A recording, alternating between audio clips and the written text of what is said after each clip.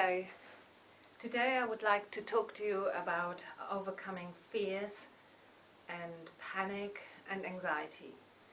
I have worked with many clients who have these problems for many years, and overall my results with working with these people are very good. So people are usually free of all these fears, of all the panic, of all the anxiety within 4 to 6 weeks. So that is a very fast and good result. And today I want to explain to you how I teach my clients to achieve this healing from their anxiety and from their fears. So in the very first step, it is very important that if you suffer from anxiety, that you develop a sense of self-love, that you don't hate yourself, or that you don't loathe yourself or criticize yourself for having this anxiety. This self-love is, so to speak, the basic on which we work. You know, when something gets penetrated with love, then it becomes pliable, it becomes willing to change. And when we criticize ourselves, then it is very difficult to change, because nobody likes to be criticized, and under this influence of aversion, things become very hard and resistant. And so it is very important that we can give ourselves this love like a mother would comfort a little child. And that is the very first step that we have to do, to be very kind to ourselves, like a mum would comfort a little child who is scared and who is afraid. And that self-love in itself, for some people, is already so healing that maybe already half the anxiety goes away. But that is really only the foundation. So in the next step, working with anxiety, it is always very important that we learn to control our breathing. The breathing that we have when we are afraid is very fast, like that. And if we breathe like that, then what happens is that a lot of oxygen goes into our bloodstream, but it stays in our bloodstream. It doesn't get delivered to our muscles, it doesn't get delivered to our brain.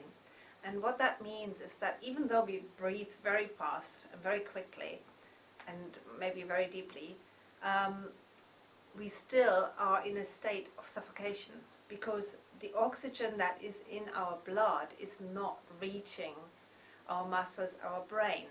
So our body is suffocating, and then you get a physiological reaction of fear. That is very similar to when you get dunked in a swimming pool and you struggle to get up. You get very afraid, very panicky. So in order to rectify this breathing, we need to learn to breathe slowly and less. And then what happens?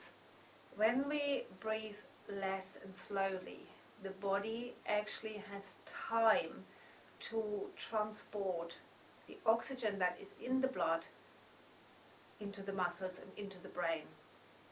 Now, interestingly, the body can only do that when there is a gap at the end of the out-breath. So we need a gap there, and then within that gap, before we breathe in, that's the time when the oxygen goes into the body. So for many people this is counterintuitive, and they say to me, oh my God, if I don't breathe fast enough, will I not damage my brain? Well, the opposite is true.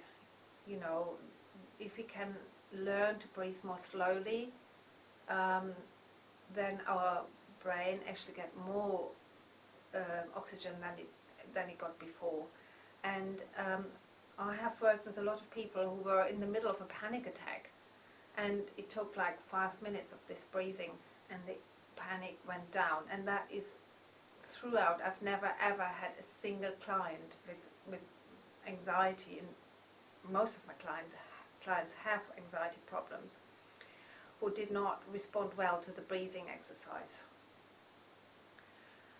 There is also a third step, and that is we also learn to see where in our body the anxiety manifests, and for a lot of people that is either the chest or the solar plexus, or in some people also the throat. Now, in higher consciousness healing, what we learn is to see these tensions in our body-mind, these emotional tensions, as for what they are, namely tensions, and then to focus learning to relax those tensions like a flower opening up. And if you combine that with the breathing, with the slow breathing, the long gap, it is extremely healing for the anxiety.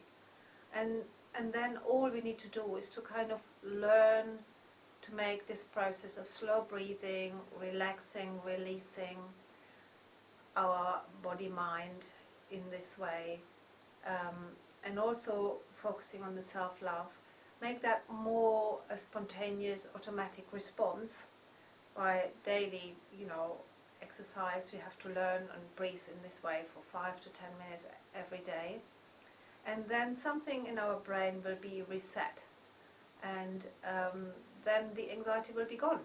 And that's not only theory, but I have proof of that with hundreds of clients, and I can say that for sure, that whenever I have a new client and they say to me, I have anxiety problems, then I'm always very sure that I will be able to help them in relatively short time, that they will feel better very quickly. And this will then have an after effect for everything in their life. For example, if somebody has social anxieties and they were not able to go out, or they were underconfident to speak up at work, and then these things obviously get better, so they become more able to go out, make more friends, speak up in social situations, so they can start new projects, maybe visit some new group they want to go to, or take on new responsibilities at work. And so there's a ripple on effect of when you have learned to reduce the anxiety, lots of other things get better. You are able to assert yourself more confidently in conflicts, and do things that you didn't dare to do because you were held back by certain phobias or anxieties. And so that is really all I have to say about healing anxiety.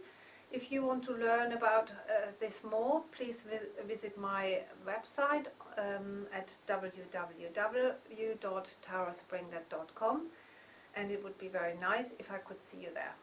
Bye bye.